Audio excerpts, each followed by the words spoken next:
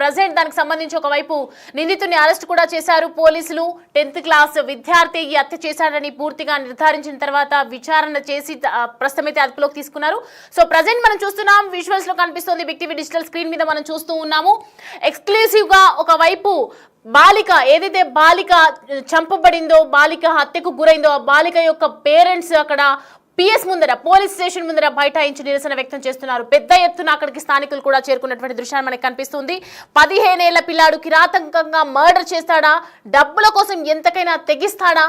10 ఏళ్ల చిన్నారి సహస్ర హత్య కేసులో ఈ కిల్లర్ మైండ్ సెట్ ఇప్పుడు షాకింగ్ గా మారింది. సో దానికి సంబంధించి ప్రజెంట్ మనం చూస్తున్నాం, నెత్తురు చూస్తూనే భయపడే వయసులో ఇలా నెత్తురు పారించాడు.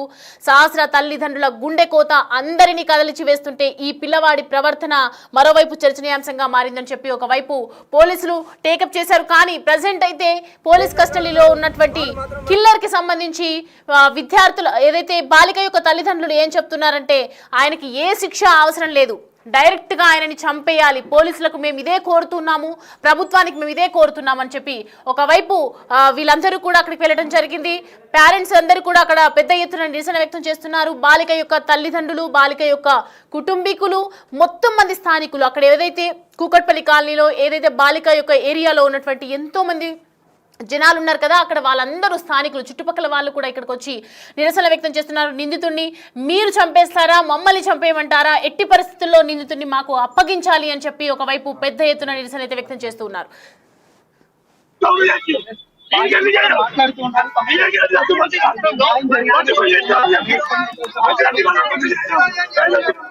నా ముంగట చంపండి, మా ముందు చంపండి, టీవీలో అందరి ముందు చంపండి, అదే డిమాండ్ చేసేది. డిమాండ్ చేయడానికి ఏం లేదు ఇక్కడ. ఏముంటుంది చెప్పండి, ఒక తల్లి ఆవేదన ఏముంటుంది చెప్పండి. ఒక 1 hour లో ఒక మంచి పిల్ల మీరు చూసుంటారు, ఏం ప్రాబ్లం ఉంది నా పిల్లకి చెప్పండి. నేను ఎందుకు డిమాండ్ చేయకూడదు? ఏం ప్రాబ్లం ఉంది ఆ పిల్ల? నా పిల్లకి ఏమైనా తక్కువ చేశాను? చిన్నప్పటి నుంచి డబ్బులు పెట్టి పెట్టి పెట్టి అంత పెద్ద చేసుకొని ఎందుకు ఊరుకోవాలండి? ఆ అబ్బాయి అట్లా చేస్తుండే, అట్లీస్ట్ ఒక చిన్న బ్యాట్ కోసం చేస్తారా? రేపు చిన్న చాక్లెట్ కోసం కూడా చేస్తారని వదిలేస్తారా? తల్లిదండ్రులకు కూడా శిక్షించాలండి. ఎందుకంటే సార్ చెప్పారు కదా, సెల్ తెచ్చుకున్నాడు అప్పుడు అడిగారంట, అంటే అప్పుడే దండించుండి చాలా ఘోరంగా చేసుంటే గనక ఇప్పుడు ఇంత అయ్యేవాడు కాదేమో అని నేను అనుకుంటున్నానండి. ఖచ్చితంగా పేరెంట్స్ కూడా ఉంటుంది, పేరెంట్స్ కూడా శిక్షించాలి. అదే నేను కోరుకునేది, పేరెంట్స్ని శిక్షించాలి. వాడిని మాత్రం చాలా దారుణం చేయాలి. అసలు నా పాప ఎంత దారుణం చేశారో మీకు అందరికీ తెలుసు. నేను చెప్పాల్సి, స్కూల్ టీచర్స్ కూడా చెప్పాలి. స్కూల్ టీచర్స్ మా పాప కూడా చదువుతున్నారు, మీరు వెళ్ళి ఇంటర్వ్యూ తీసుకోండి, ఎలా ఉంటాడు ఏంటి, వాళ్ళు కూడా చూస్తుంటే పేరెంట్స్కి చెప్పాలి కదా. ఇప్పుడు పేరెంట్స్ కాకపోతే టీచర్స్ కైనా తెలుస్తుంది మెంటాలిటీ ఏంటి అనేది. అబ్బాయి చదువుతున్నాడా, వస్తున్నాడా లేదా అని తెలుస్తుంటుంది. సో పేరెంట్స్ అయినా ఇన్ఫార్మ్ చేయాలి కదా, చుట్టుపక్కల వాళ్ళకి కావచ్చు. కానీ పేరెంట్స్కి చెప్పుంటే వాళ్ళని దండించలేరా అని నేను క్వశ్చన్ చేస్తున్నానండి. ఒక యాజ్ ఏ పేరెంట్ గా నేను క్వశ్చన్ చేస్తున్నాను.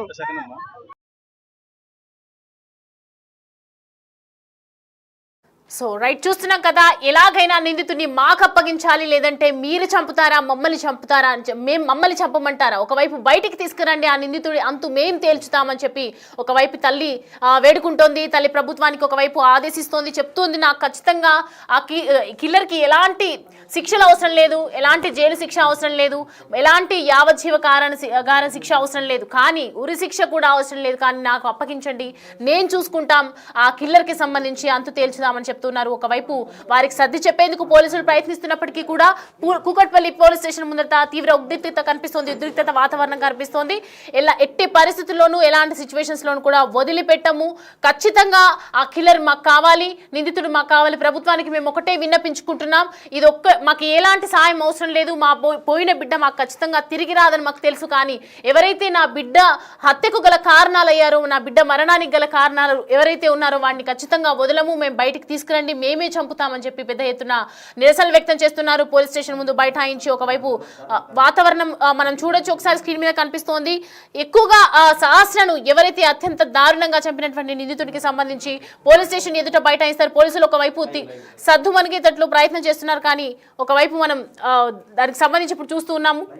రైట్, మన లైవ్ లో మనకు కనిపిస్తోంది పెద్ద ఎత్తున స్థానికులు కూడా అక్కడికి చేరుకున్నటువంటి సిచ్యువేషన్ కనిపిస్తోంది. సహస్రాన్ని చంపినట్లే, ఏ విధంగా సహస్రాన్ని నా కూతుర్ని చంపి పొడిచి కత్తిపోట్లు పొడిచి చంపేశాడు, రక్తపు మడుగులో పడిపోయినటువంటి నా బిడ్డని అలా చూసేసరికి గుండె పగిలిపోయింది మాకు. సో ప్రజెంట్ ఎలా అయితే అనుభవించింది నా కూతురు చనిపోయే ముందు, నా వాడు కూడా అలాంటి సిచ్యువేషన్స్ కి గురవ్వాలి, వారిని కూడా మేము అలాగే చంపాలి అని చెప్పి పెద్ద ఎత్తున నిరసన వ్యక్తం చేస్తున్నారు. స్థానికులు కూడా అక్కడ చుట్టుపక్కల వాళ్ళ ఇంటి దగ్గర మనం చూసాం, కూకట్పల్లి ఏరియాలో ఉన్నటువంటి పూర్తిగా అక్కడ ఉన్నటువంటి స్థానికులు కూడా అందరికి చేరుకొని కుటుంబీకులు కూడా అక్కడ చేరుకున్నారు. పోలీస్ స్టేషన్ ఎదుట పెద్ద ధర్నా అయితే చేస్తున్నారు. వాటిని సర్ది చెప్పేందుకు ఒకవైపు పోలీసులు ప్రయత్నిస్తూ ఉన్నారు. రైట్, మనం ఇప్పుడు చూస్తుంది అక్కడ ప్రజెంట్ రైట్ నో కొనసాగుతుంది. లైవ్ లో మనం చూస్తుంది ప్రజెంట్ అక్కడ కూకట్పల్లి పిఎస్ దగ్గర మనం చూస్తున్నాము. పెద్ద ఎత్తున స్థానికులు అక్కడికి చేరుకున్నారు. ఎంతో మంది పోలీసులు కూడా అక్కడ వాళ్ళకి సర్ది చెప్పే ప్రయత్నం చేస్తున్నప్పటికీ కూడా స్థానికులు వినేలా అయితే కనిపించట్లేదు. దానికి సంబంధించి విజువల్స్ చూద్దాం.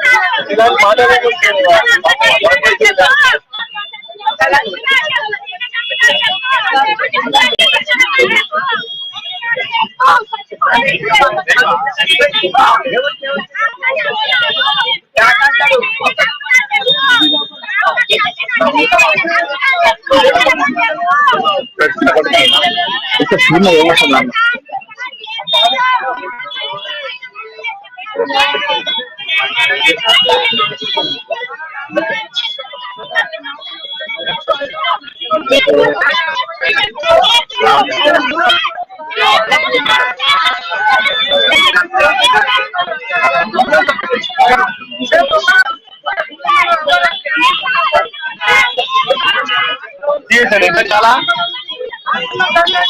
హలో